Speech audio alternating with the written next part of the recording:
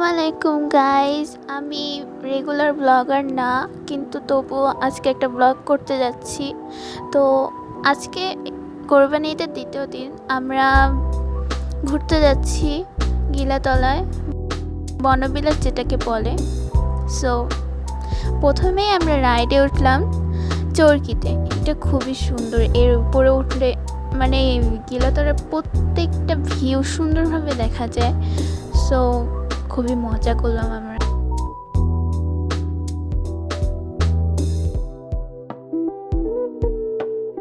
এখানে অনেকে ভয় পায়, বাট আমি এটা ভাবলাম যে এখানে ভয় পাওয়ার কি আছে, বাট আমার কাছে ভালোই লেগেছে। আপনারা চাইলে এখানে আসতে পারেন। আম্মু ওঠেনি, আমরা 4 জন উঠেছি।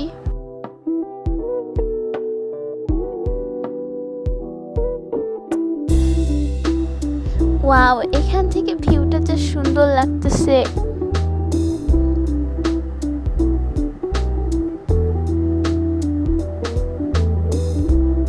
অ্যান্ড এটা খুবই তাড়াতাড়ি শেষ হয়ে গেল। জাস্ট 2টো রাউন্ড দিল, তখনই বলল আমাদের শেষ হয়ে গেছে। তো শেষ করে আমরা চলে গেলাম আরেকটা রাইডে।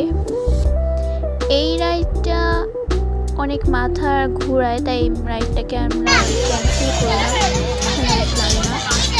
এখানে এটা নৌকা রাইড, এটা তোমরা জানি। আমাদের মাঝের মেয়েটা খুবই ভয় পাচ্ছিল। আমার খুবই ভালো লাগছিল, আমি আর আমার বোন খুবই এনজয় করেছি, সাথে আমার আব্বু আম্মু খুবই মজা করেছি।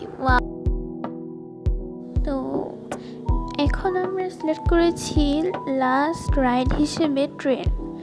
এই রাইডটা আপনারা যদি সিলেক্ট করে থাকেন এখানে এসে, তাহলে আপনারা অনেক ভালো একটা কাজ করবেন, কারণ এখান থেকে আপনি রিসোর্টটির ফুল ভালো ভিউ পেতে পারবেন।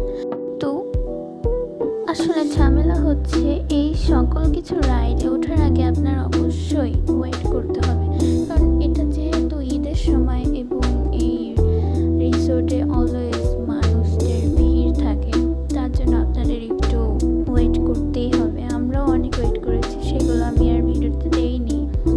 এখন রাইডটা শুরু হয়ে গিয়েছে, খুবই ভালো লাগছে।